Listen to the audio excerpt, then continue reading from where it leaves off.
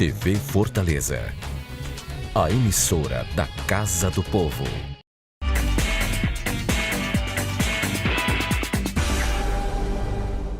Comissão de Defesa do Consumidor da OAB Ceará investiga o aumento no preço dos combustíveis em Fortaleza.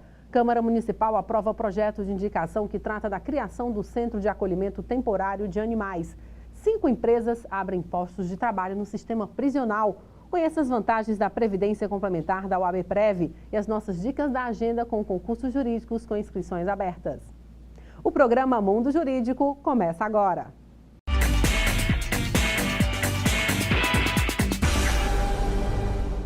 A Comissão de Defesa do Consumidor da OAB Ceará investiga o aumento no preço dos combustíveis em Fortaleza. Segundo a comissão, em menos de 2 dias, os preços saltaram até 15% aqui na capital. Diante do salto de até 15% no valor do litro da gasolina em Fortaleza nos últimos dias, a Comissão de Defesa do Consumidor da OAB Ceará investiga se alguns postos estão cometendo abuso ao praticar o aumento nos valores. A OAB Ceará, através da Comissão de Defesa do Consumidor, e também da Comissão de Concorrência, vão oficiar para os sindicatos, sindicatos patronais, sindipostos, para saber o porquê desse aumento. Se a Petrobras aumenta 0,5% para a distribuidora, da refinaria para a distribuidora, e esse aumento sai de 10 a 15 para o consumidor final, é um pouco assim, assustador para o consumidor. A sociedade se assustou e a OAB vai agora investigar através de ofícios para estudar a abusividade. Não se tornou patente, temos abusividade. Não, nós vamos estudar. De acordo com a Petrobras, o preço praticado ao consumidor é formado por custos do produtor, tributos e margens de distribuição dos revendedores. O Sindipostos diz que não houve motivo específico para esse último aumento e que os preços variam de acordo com a livre concorrência. O combustível, que até há pouco havia baixado de preço, agora voltou a subir. E o consumidor sempre paga o ônus dessa conta. Minha tática é ir para o trabalho de ônibus, e fazer alguma coisa de carro, assim, tipo pegar minha esposa no trabalho. Demora muito a condução, Aí tem que ir de carro pegar, mas eu particularmente vou de ônibus para economizar. Em fevereiro, a média do litro da gasolina era de R$ 3,99. Média esta que passou para R$ 4,59 com os últimos aumentos. Com o dinheiro apertado, o jeito é tentar economizar de alguma forma. Eu abasteço aqui, eu uso muito aplicativo dos próprios postos de combustíveis e facilita bastante para o consumidor que tem aquele descontinho de 10%, 5%. O curioso é que o aumento chega exatamente às vésperas do período do carnaval, quando a procura para abastecer é bem maior. A Comissão de Defesa do Consumidor da OAB Ceará vai ouvir donos de postos e representantes das refinarias, acompanhar de perto o sobe e desce de preços no tanque do consumidor. Se houver realmente averiguado, constatada a abusividade, providências serão tomadas. A Câmara Municipal de Fortaleza aprovou em redação final o projeto de indicação da vereadora Larissa Gaspar, do PPL, que trata da criação do Centro de Acolhimento Temporário de Animais. Veja. Há mais de 15 anos, Dona Estela acolhe cães e gatos no quintal. Ao todo, são 12 cachorros e 300 gatos que viviam em situação de abandono e maus tratos. Tudo começou com a vizinha que criava animais. Foi aí que Estela decidiu também fazer sua parte. E hoje ela afirma, foram os animais que a ensinaram a ser uma pessoa melhor. Eu era individualista, uma pessoa egoísta, vaidosa, certo? Eu só vivia as coisas da terra, não lembrava das coisas do alto. E eles me ensinaram a ser uma pessoa mais solidária, mais amorosa. Só com ração são gastos cerca de R$ 4.000 por mês. O desafio de enfrentar a problemática do abandono dos maus tratos de animais em Fortaleza foi aceito pela vereadora Larissa Gaspar, do PPL. A elaboração de políticas públicas, assim como a criação de equipamentos públicos, mostram-se essenciais. Sabendo disso, a vereadora é autora de projeto de indicação para a criação do Centro de Acolhimento Temporário de Animais. A ideia de ter esse centro de acolhimento temporário é justamente para poder recepcionar esses animais que estão sofrendo com maus tratos, com abandono e que dentro desse espaço eles poderiam ser atendidos, tratados e, uma vez reabilitados, ser colocados para adoção. Tem muitas pessoas que têm vontade de ter um bichinho e essa seria uma oportunidade também da gente fomentar a adoção e a posse responsável dos animais. O projeto foi aprovado em redação final, mas ainda precisa voltar como mensagem prefeitural para se tornar lei. Enquanto isso, Dona Estela, que mantém o abrigo com doações, faz um apelo. Enquanto eu viver, eu quero cuidar dele e eu disse aqui até que a morte nos separe. Então, gente, me ajude a manter esse abrigo. Prioridades e ração. Então, me ajude, gente, por favor.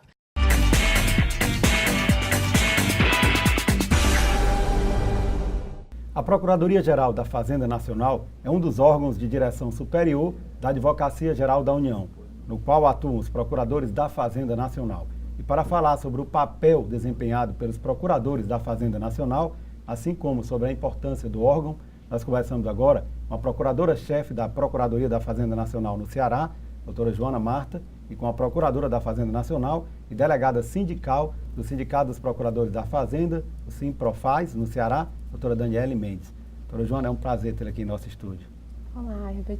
É uma honra, é uma grande honra falar sobre a Procuradoria da Fazenda Nacional em qualquer ocasião, mas sobretudo nesse período em que nós comemoramos a advocacia pública, né? Então, me sinto muito honrada e quero lhe agradecer o convite. Obrigado. Doutora Joana, inicialmente eu gostaria que a senhora fizesse aqui um breve resgate, histórico da centenária Procuradoria-Geral da Fazenda Nacional. A origem da Procuradoria da Fazenda Nacional, ela remonta aí a mais de 400 anos, né? Da época dos feitos da coroa. Do atual modelo em que nós estamos inseridos, é algo mais recente. Por volta de 1955, né, nós tivemos a vinculação da Procuradoria da Fazenda Nacional ao Ministério da Fazenda. Né? Desde essa época, a Procuradoria da Fazenda Nacional ficou responsável pela cobrança dos tributos, ficou responsável pela consultoria do Ministério da Fazenda e também pela todas as questões tributárias.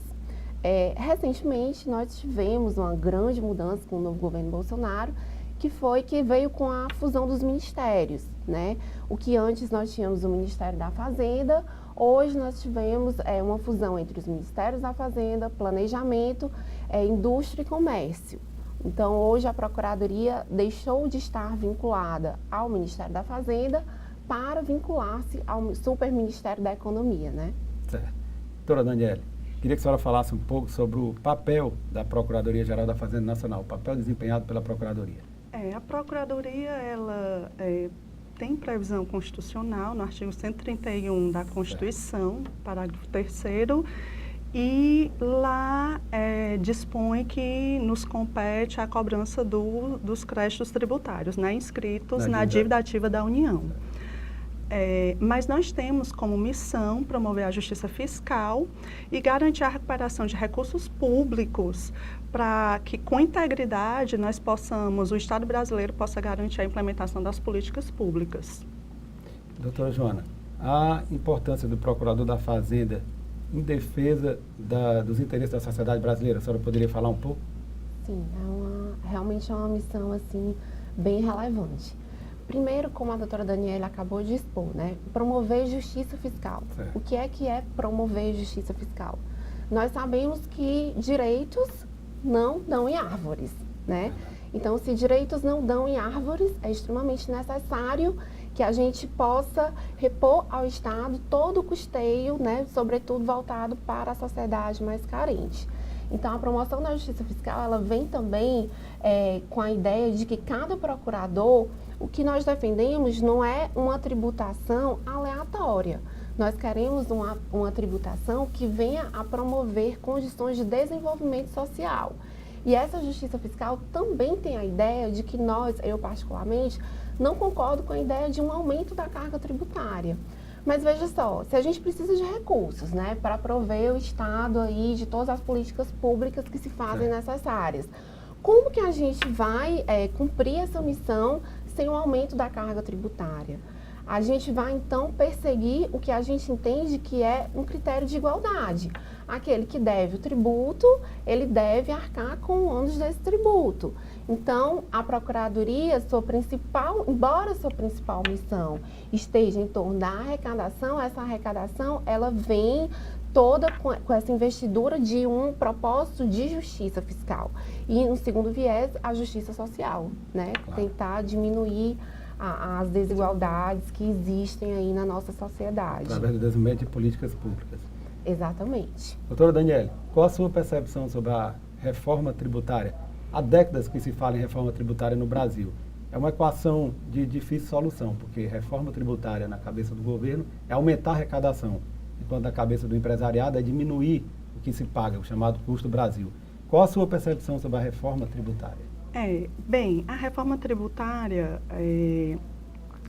será uma das reformas que serão propostas, né, nesse novo governo, e nós entendemos que, como a doutora Joana colocou há pouco, que nós perseguir a justiça fiscal e também a justiça social como desdobramento.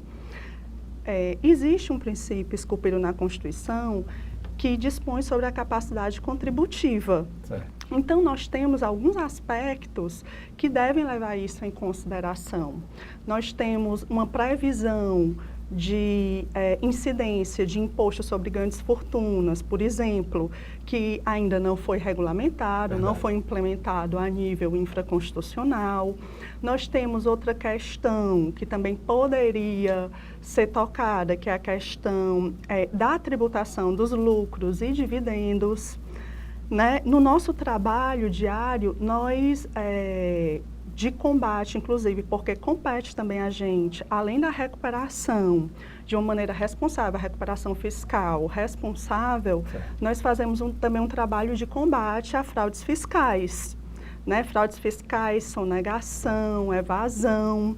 E aí, promovendo diligenciamentos, pesquisas em desfavor de grandes devedores do estado do Ceará e como um todo, né, de colegas que fazem o mesmo trabalho no Brasil, nós percebemos, por exemplo, que existe esse problema da falta da tributação de lucros e dividendos.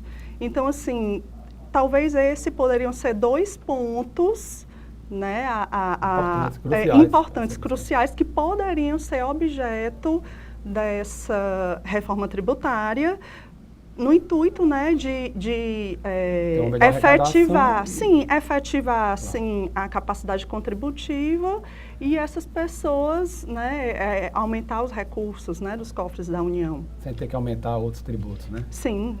Excelente. E além disso, também, a gente considera que o custo do processo tributário, ele é muito alto, né? Verdade. O sistema tributário, ele é muito complexo. Então, eu acho que é impossível a gente não concordar que há necessidade de uma reforma. Mas, como eu te falei, do ponto de vista técnico da Procuradoria, eu particularmente não concordo de forma alguma com o aumento da carga tributária. É uma opinião Diz, inclusive, minha. que o nosso sistema tributário é um dos mais complexos do mundo, né? Sim. Isso na cabeça do empresário de fora que quer investir no Brasil, ele não consegue entender de jeito nenhum. Isso leva a outros custos. Eu não sei se eu tenho os dados mais atualizados, mas há uns 3 anos atrás, eu fiz uma pesquisa na FGV que apontava que cerca de 48% dos processos em curso no Brasil dizem respeito ao direito tributário, né? E nisso daí a gente coloca tanto a Justiça Federal como também a Justiça Estadual. Nós temos milhares de execuções fiscais em curso. Fora das execuções fiscais, os mandados de segurança, as ações ordinárias. Então, qual é o custo de tudo isso? Será que um sistema tributário menos complexo não traria uma redução do custo, né, da própria administração tributária, mas também da consequência que existe do processo tributário? Né? Então, é algo que precisa realmente ser pensado no Brasil. Né? Isso eu espero que entre em pauta de uma forma responsável também, porque o país não pode abrir mão aleatoriamente de receitas, né? Nós temos, sim, uma sociedade extremamente desigual e nós temos aí, o Estado ainda precisa dar um suporte a essa sociedade, mas de uma forma justa e razoável, não de qualquer forma. Doutora Joana, eu gostaria que a senhora falasse um pouco agora sobre a estrutura da Procuradoria no Ceará. Eu gostaria que a senhora falasse logo após um breve intervalo.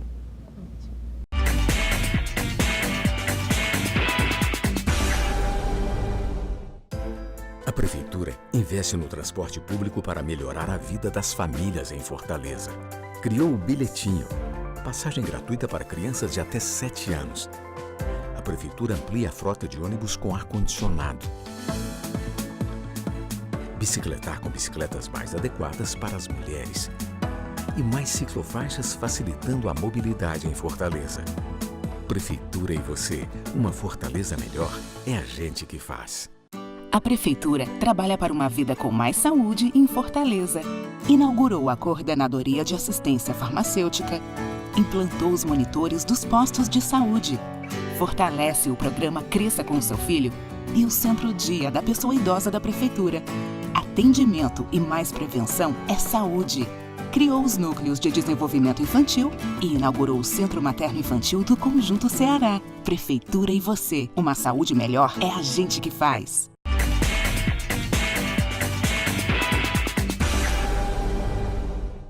Nós voltamos a entrevistar as procuradoras da Fazenda Nacional no estado de Ceará, doutora Joana Marta e doutora Daniele Mendes. Doutora Joana, a pergunta que ficou no ar no bloco anterior foi sobre a estrutura da Procuradoria aqui no Ceará.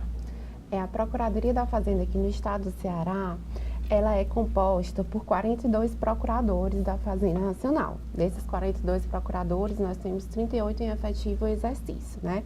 Ela representa uma unidade descentralizada da Procuradoria-Geral da Fazenda Nacional. A Procuradoria-Geral da Fazenda Nacional, nós chamamos de órgão central, que ele fica lá em Brasília. Então, nós somos um braço dessa Procuradoria aqui no estado do Ceará.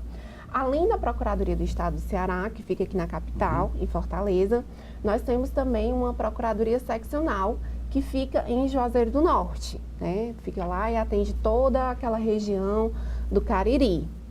Então, foi uma grande luta, inclusive, na época, para instalar as procuradorias seccionais, né? Em Juazeiro. Em Juazeiro do Norte. Esse número de 38 procuradores já é contando Não, com... lá nós temos 4 colegas em efetivo exercício. Então, são 42 ao todo no estado do Ceará. São 42 em Fortaleza. E 42 em exercício, né? Nós temos 42 lotados em Fortaleza. Certo. E mais 4 na Procuradoria Seccional lá de Juazeiro do Norte. Então, aqui nós desenvolvemos o que nós chamamos de trabalho de ponta, né? Além do acompanhamento dos processos judiciais, das execuções fiscais, da defesa da União em causas fiscais, porque nós, Procuradoria da Fazenda, somos vinculados à AGU, né? Que é a Advocacia Geral da União. Mas nós atuamos com exclusividade nas causas fiscais. Então, além dessa atuação no processo judicial, nós também prestamos um relevante trabalho, que é a consultoria aos órgãos antes do Ministério da Fazenda, ao Ministério da Fazenda, e agora ao Ministério da Economia. Então, a Procuradoria também é responsável, por exemplo, para prestar consultoria nas licitações, contratos do Super Ministério da Economia, aqui no âmbito do estado do Ceará. Doutora Daniele, a Procuradoria ela tem tido apoio por parte do governo, apoio em investimentos? Nos últimos anos, nós temos sofrido com um decréscimo orçamentário, mas é um fato que alcançou também outros órgãos, né, dentro do governo. E os colegas têm se desdobrado, né, dentro das suas possibilidades, com muito compromisso para desenvolver suas funções, suas atribuições em todos os desdobramentos, todas as unidades da Procuradoria e aqui no Ceará também, que é importante a gente registrar, fazer um registro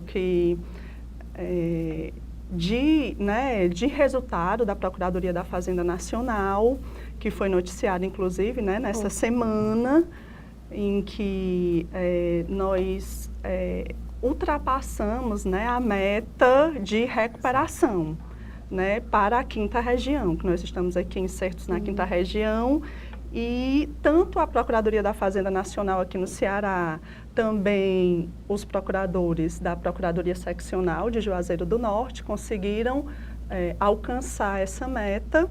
E é importante registrar que a Procuradoria, nos últimos anos, vem passando por uma grande reformulação desde 2015.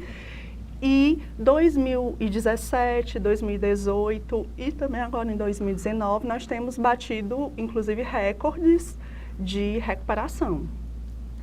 Doutora Daniele, além desse dessa meta aí que foi alcançada, né? A Procuradoria ela tem se destacado no que diz respeito ao desenvolvimento de projetos, né? Aqui no Ceará, a pergunta fica inclusive para as duas, para a doutora Joana e para a doutora Daniele, que fale um pouco sobre esses projetos aí, né? Que são projetos de vanguarda, um chamado Fale com o Delegado e o outro com o Procurador. Aliás, é um projeto só, Fale com o Delegado e com o Procurador. E o outro é o Fórum de Administração Tributária do Ceará, não é verdade? Isso. Eu assumi a Procuradoria da Fazenda aqui do Ceará há 3 anos, né, em 2016. E desde então, já foi um legado deixado pelos meus antecessores, existia uma necessidade de estreitamento dos vínculos, né?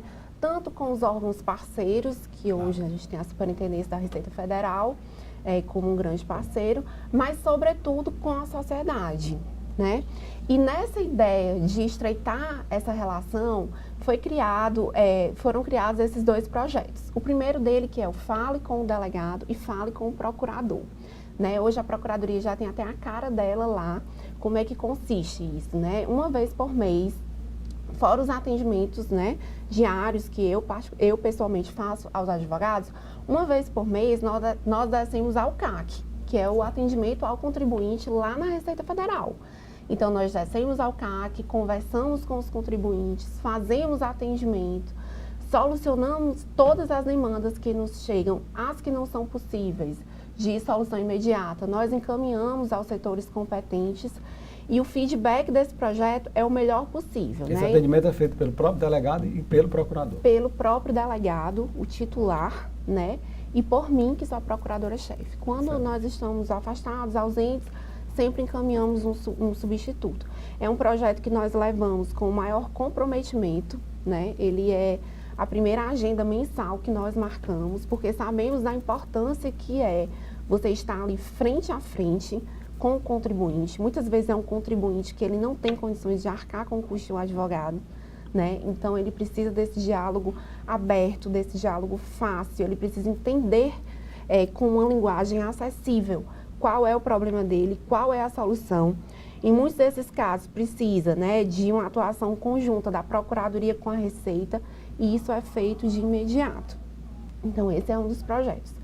O outro projeto que a gente também tem em parceria com a Superintendência da Receita Federal é o Fórum de Administração Tributária.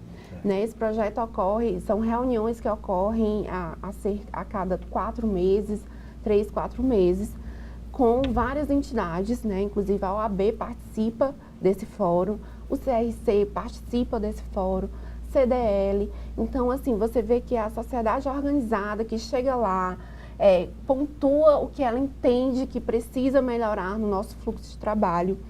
O nosso feedback também, assim, foi fantástico.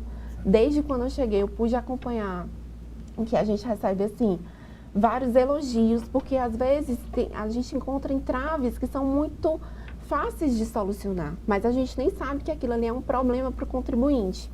Então, nesse momento, a gente conversa, a gente amadurece, a gente pensa o que é que pode ser feito de fato para suprir aquela lacuna. E isso trouxe ganhos tanto para a Procuradoria como também para a Receita Federal. Excelente. Doutora Daniele, como é que a senhora avalia esse projeto desenvolvido pela Procuradoria, esses projetos de aproximação não só do contribuinte, mas da sociedade organizada? São espetaculares, né? Essa aproximação do Procurador da Fazenda Nacional, juntamente com a Receita Federal e a sociedade, são importantíssimos, porque esclarece o nosso papel e promove, né, nada mais, desde o que a gente falou no início, a questão da educação fiscal, da educação de direitos e também a justiça fiscal, né? Esse acesso direto, tem esse acesso direto através desses 2 projetos, mas também é importante esclarecer à sociedade, aos cidadãos, que nós também temos um atendimento online, através da plataforma Regularize. Então, é o seguinte, o cidadão que precisa de uma certidão de regularidade fiscal, se quiser deduzir algum requerimento, ofertar garantia, vista ou cópias de processos administrativos, pode utilizar tudo isso ele obtém através da plataforma Regularize. Ele entra no site da PGFN, www.pgfn.gov.br, e lá no canto esquerdo está o ícone da plataforma Regularize e todos os serviços online online que estão à disposição dos cidadãos. Doutora Joana, a Procuradoria, inclusive, está desenvolvendo um projeto específico em parceria com a OAB Ceará. A senhora poderia falar um pouco sobre esse projeto? Como é que está?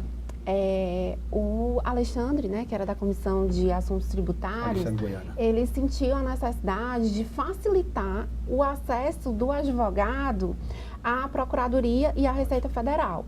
Então, hoje, embora exista, nós temos uma portaria que determina o atendimento diário e imediato do advogado e nós a cumprimos rigorosamente aqui no estado do Ceará. Mas há essa questão do deslocamento e a OAB sempre preocupada, né, em oferecer melhores condições aos seus advogados, ela fez a proposta de que nós poderíamos ter um atendimento dentro da sede da OAB. E essa proposta foi muito bem recepcionada pela Procuradoria da Fazenda, foi muito bem recepcionada também pelo pessoal da Receita Federal. A Receita Federal chegou a fazer estudos em outros estados, né, foram ao Distrito Federal, analisaram bem, nós analisamos em conjunto com eles os termos desse convênio, desse acordo, e estamos no aguardo aí da evolução. Acho que vai ser algo que vai trazer ganhos não só para o advogado, como para a administração também, né? Doutora Joana, infelizmente estamos chegando ao final da nossa entrevista, o tempo realmente voou. O programa Mundo Jurídico agradece a sua presença e todas as informações aqui prestadas e abre agora espaço para as suas considerações finais. Bem, eu acho que é relevante a gente pontuar também, né, aqui só outro projeto que, como a doutora Daniele falou aqui, do Regularize, ainda no site da Procuradoria da Fazenda Nacional, nós temos o canal de denúncia.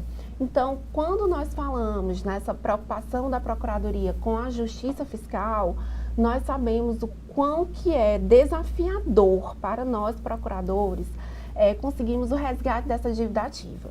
Então, a sociedade precisa estar engajada nesse projeto. E pensando nisso, foi criado o canal de denúncia patrimonial. Então, se você sabe que tem um grande devedor, se você sabe que tem um sonegador contumaz, você sabe o histórico desse devedor, você sabe dados que nós não chegaríamos tão facilmente através dos nossos sistemas, acesse o site da Procuradoria da Fazenda Nacional, faça sua denúncia, ela é anônima, né? Não há qualquer identificação. Essa denúncia ela é dirigida ao órgão central de Brasília, que faz uma triagem. Nós recebemos aqui na unidade, sem qualquer vinculação com o denunciante. Então, é a dica que fica aqui para que a sociedade participe desse processo de recuperação da dívida ativa da União. Obrigado. Doutora Daniele, suas considerações finais. Eu agradeço, né, a oportunidade, o canal de comunicação, de trazer esses esclarecimentos, né, aos contribuintes e cidadãos do estado do Ceará. Foi uma oportunidade muito boa. Nós teríamos outras informações a passar, nos colocamos à disposição, né, em casos de dúvida, de esclarecimentos, maiores esclarecimentos, nós estamos francamente disponíveis. Obrigado. Ivelise Maia. A previdência complementar fechada no Brasil vem crescendo a cada ano. O brasileiro percebeu que é preciso pensar no futuro, poupar hoje para ter qualidade de vida amanhã. Na prática, os planos de previdência complementar funcionam como uma poupança. É um investimento de longo prazo e uma forma de investir bem flexível e transparente, em que você pode acompanhar através de extratos a rentabilidade de seus investimentos. Formar uma reserva financeira para realizar um sonho e planejar uma aposentadoria segura a longo prazo, além de uma renda para o caso de invalidez e uma pensão paga aos beneficiários caso ocorra alguma fatalidade. Esses são os principais objetivos de quem já aderiu ao plano de benefícios previdenciários do advogado OAB Prev Ceará.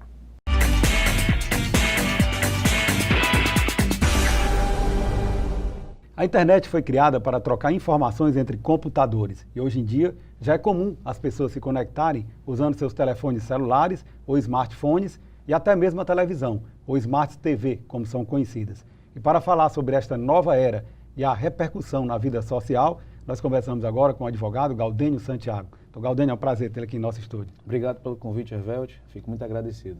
Então, Gaudênio, hoje em dia fala-se muito em internet das coisas. O que significa internet das coisas? Velt, isso é uma terminologia nova, né, que vem ocorrendo com a utilização dos objetos, digamos assim, inteligentes. Então, hoje, os objetos estão captando, né, informações dos seus usuários. Vamos dar um exemplo.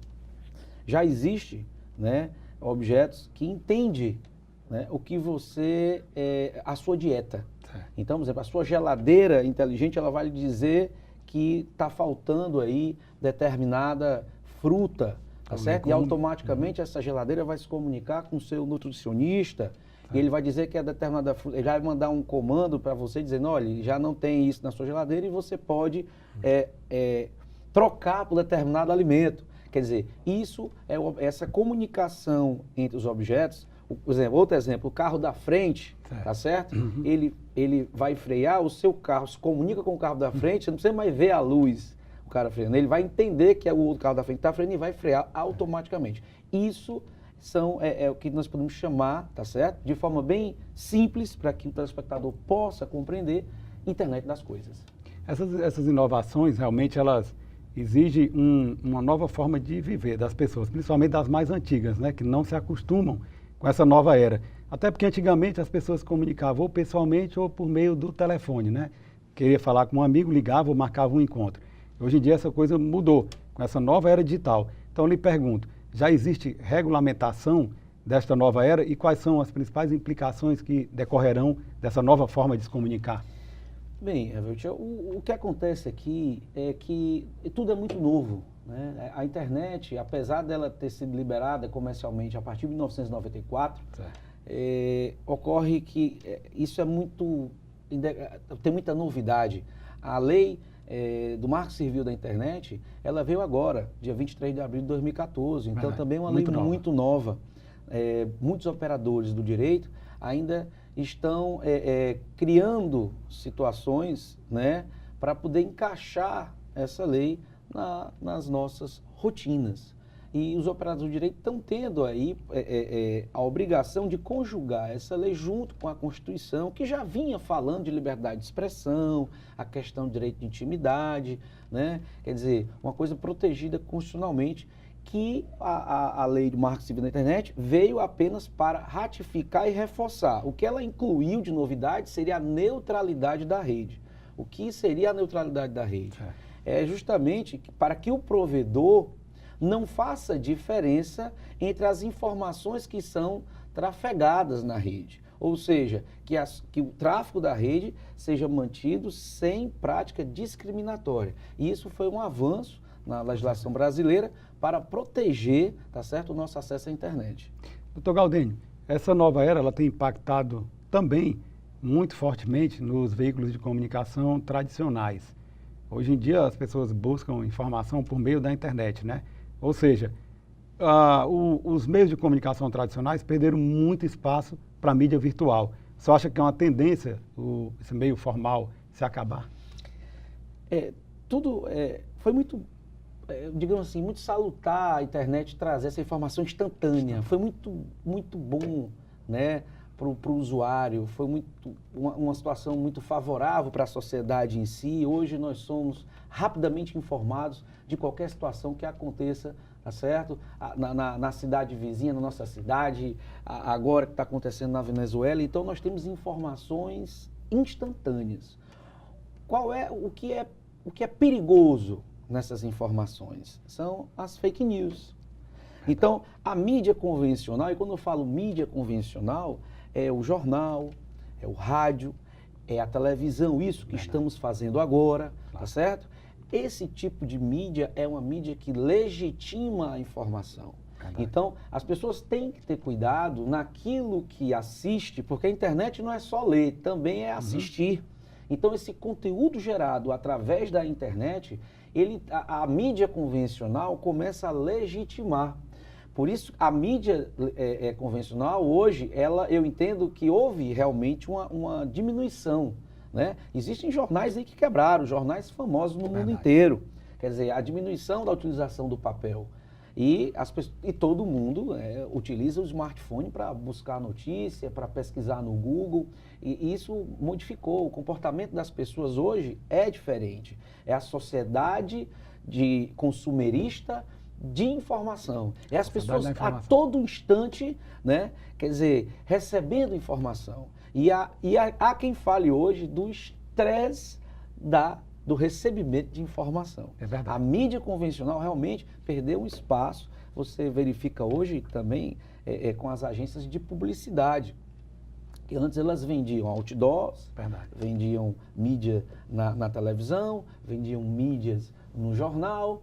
Hoje, se você chegar na agência de publicidade para divulgar a sua empresa, ele vai lhe oferecer o marketing digital, vai lhe oferecer um digital influencer para poder divulgar a marca da empresa através das redes sociais. Então, é uma mudança muito significativa, uma mudança que precisa ainda amadurecer, principalmente vindo aí das empresas, tá? Porque não sabem exigir do digital influencer, ou daquela pessoa que vai levar a marca, a comunicação, como é que tem que ser feita. Então, tudo isso é muito novo, objeto de muito estudo, principalmente para o pessoal da área de comunicação.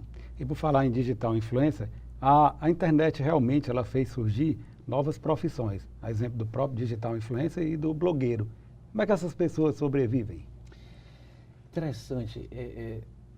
O digital influencer ele conseguiu monetizar, tá certo? Esse tipo de atividade. De que forma? Quanto mais seguidores ele tiver. Isso, exatamente. Hoje, as pessoas, o prestígio está muito ligado, principalmente nos jovens, é de quantos seguidores você tem. Então, se você é uma pessoa com poucos seguidores, você é uma pessoa inexpressiva, é uma pessoa que não traz confiança, é uma pessoa que talvez não esteja participando, né, dos meios, né? Quer dizer, é uma pessoa que você vai analisar com mais cautela. Você vale pelo número de seguidores que você tem. Exatamente. Nós estamos chegando justamente a esse absurdo, digamos assim, né? Que as pessoas estão querendo que as suas vidas cada vez haja mais exposição para ganhar mais seguidores. Inclusive, existem hoje empresas que esses blogueiros, digital influencers, pagam para adquirir seguidores. Existe todo um mapa tecnológico de postar a foto na hora certa, de fazer um comentário no momento correto, porque é ali que vai ter uma visualização. Programas que esses digital influencers adquirem, compram, pagam licença para poder fiscalizar se ganham mais seguidores de determinados assuntos que eles comentam, se perdem seguidores. Então, isso realmente está mudando. Então, esses seguidores, né, esse digital influencer, através desses seguidores, com um número elevado, começam a despertar interesses comerciais. Então, hoje existem digital influencers com 1 milhão de seguidores que as empresas procuram esse digital influencer para poder divulgar a marca. Então, associar uma marca, um produto, àquele digital influencer. Exato. Então ele começa a associar a imagem daquele digital influencer com a marca e ele começa a divulgar. Ele forma opinião, ele vende produto, ele vende marca. Produto, ele dá ideia, ele sugere e ele começa a entrar realmente, tá certo, numa concorrência com a mídia, que a gente já acabou de falar, com a mídia convencional. Doutor Galdênio, o Instagram, ele tem desativado contas com base em supostas violações dos termos. Isso é comum? Eu gostaria que você respondesse logo após um breve intervalo.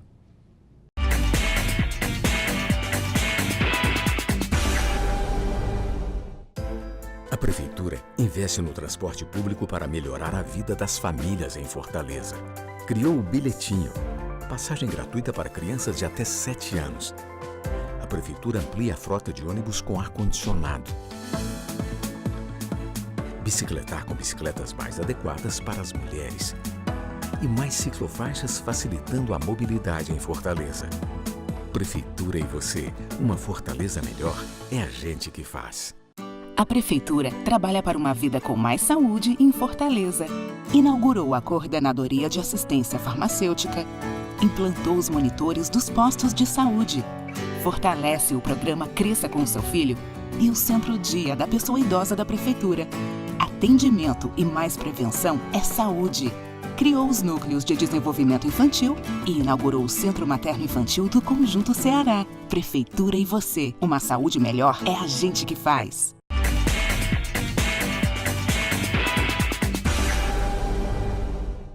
Nós voltamos a entrevistar o advogado Galdênio Santiago. Doutor Galdênio, a pergunta que ficou no ar no bloco anterior foi sobre a desativação de contas por parte do Instagram e de outras redes sociais com base em suposta violação dos termos.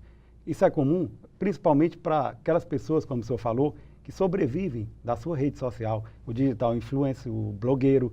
Como eles podem se portar diante de um caso como esse? Bem, o que está acontecendo atualmente é que eu recebi, inclusive, várias pessoas, várias reclamações, tá, de desativação de conta no Instagram. O Instagram está desativando por violação aos termos. E essas pessoas, esses usuários que ganham dinheiro com a rede social e às vezes também nem precisa ganhar dinheiro para isso, tá certo? Porque isso já começa a se tornar um patrimônio pessoal do usuário. Ali é um direito de personalidade. Ali já está ligado à sua dignidade. Então a rede social começa a se tornar uma extensão da sua personalidade. A forma como você pensa, a forma como você se comporta, a forma como você condiciona outras pessoas que estão ali lhe seguindo. Então, o Instagram ele tem que se submeter, isso é importante, quem estiver assistindo agora o programa, de lembrar que o Instagram se submete às regras consumeristas, ao Código de Defesa do Consumidor. O CDC, então, pode ser aplicado às relações com as redes sociais? Com certeza. Apesar do contrato, ali é um contrato de prestação de serviço em caráter gratuito, então o Instagram não pode, de maneira alguma, sob nenhuma hipótese, desativar nenhuma rede social de nenhum usuário, sem dar a este usuário, tá certo, as explicações e fundamentações das razões pelo qual a sua rede foi desativada. Principalmente, o que eu vi em muitos casos, o Instagram sequer notifica o usuário e sequer diz qual é a fundamentação. E aí é onde o usuário deve procurar o DECOM, deve procurar o PROCON, que são órgãos que protegem os interesses e defendem os consumidores. Não resolvendo, tem que realizar a notificação para a rede social, realizando o pedido, tá certo, da sua conta, para retornar a sua conta. E depois, se ele não conseguir através disso, ele deve procurar o judiciário, né, para poder aí ser reparado em caráter indenizatório, tá, pelos danos sofridos por esse abuso da empresa, que aí a gente está, quando fala empresa, são as empresas que fornecem aí, né, esses serviços na internet através dessas redes sociais. Doutor Galdênio, essas pessoas que utilizam as redes sociais para trabalho, como o blogueiro ou digital influencer, acabam adquirindo um valor social perante a sociedade. Mas muitos deles, a depender do número de seguidores, acabam sendo temidos, né? Por que isso ocorre? Porque da mesma forma que um blogueiro, um digital influencer, ele pode quantificar, tá certo, valorar uma marca que ele defende, ele também pode denegrir, tá certo? Ele tem que ter uma certa cautela, tá, em relação ao que ele posta, porque ele, de repente, o que ele posta tem proporções estratosféricas. E ele pode, de repente, estar cometendo, tá certo, algum tipo de crime, que são crimes contra a honra. Ele pode, de repente, estar ofendendo o Estatuto da Criança e do Adolescente, ele pode estar, de repente, violando preceitos constitucionais, o próprio Código Civil. Então, ele tem que ter o cuidado, tá certo, justamente no conteúdo das suas postagens, para não se tornar ofensivas e aí invadir, tá, o direito, né, de outro. E quais são os crimes cibernéticos mais comuns? Principalmente os crimes contra a honra. Né? As pessoas, a internet, ela é um palco, né, de comunicação.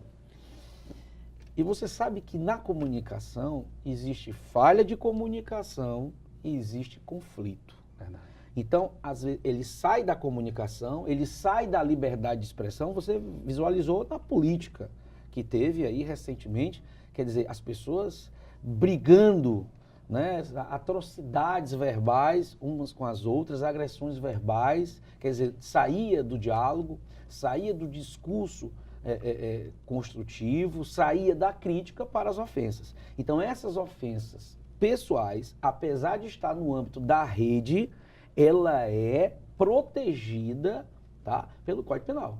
Então, quem comete difamação, calúnia e injúria está sujeito a responder lá por crime contra a honra, apesar de ter sido colocado isso nas redes sociais. E de que forma vem sendo tratado a questão do roubo de dados? Já existe uma lei específica, a Lei Carolina Dickmann? Sim, essa lei ela surgiu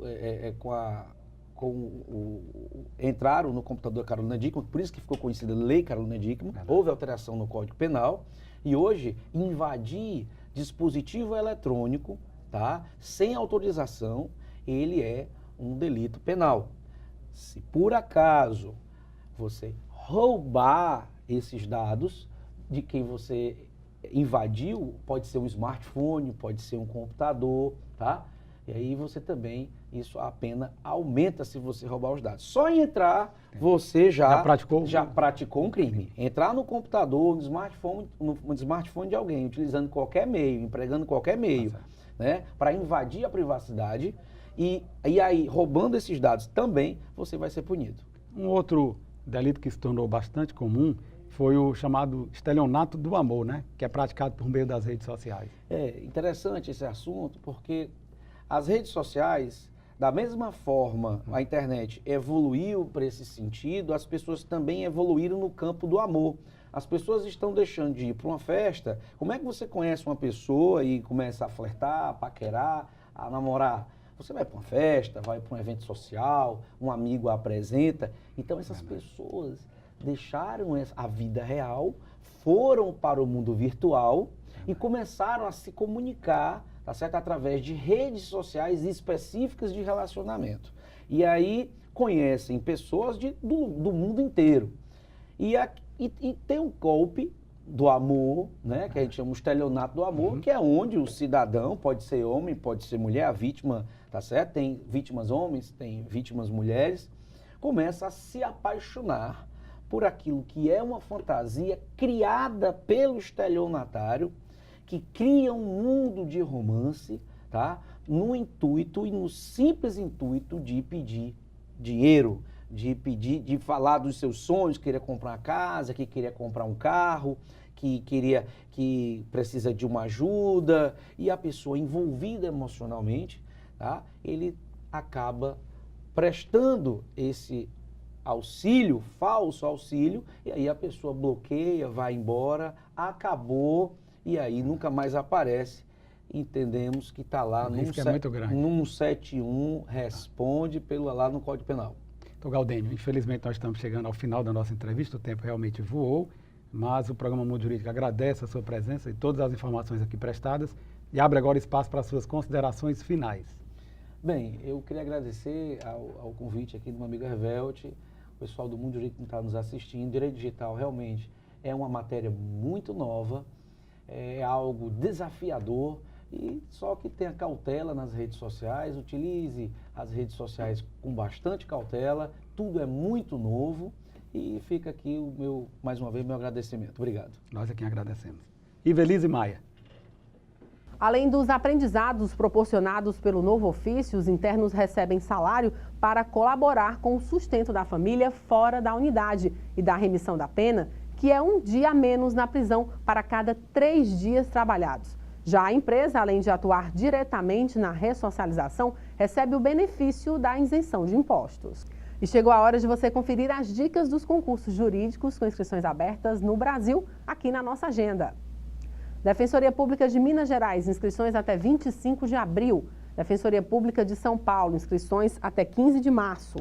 O programa de hoje vai ficando por aqui, mas você pode acompanhar as nossas reprises na TV Fortaleza, canal 61.4 digital, às quintas-feiras, às 7 da manhã, aos sábados, às 13 horas e às terças-feiras, às 15 horas.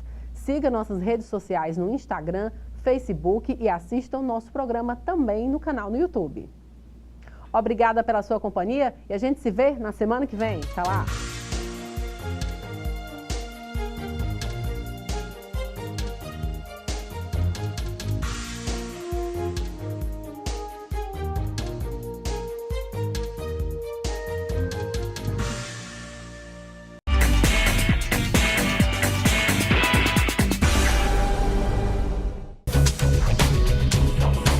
TV Fortaleza, a emissora da Casa do Povo.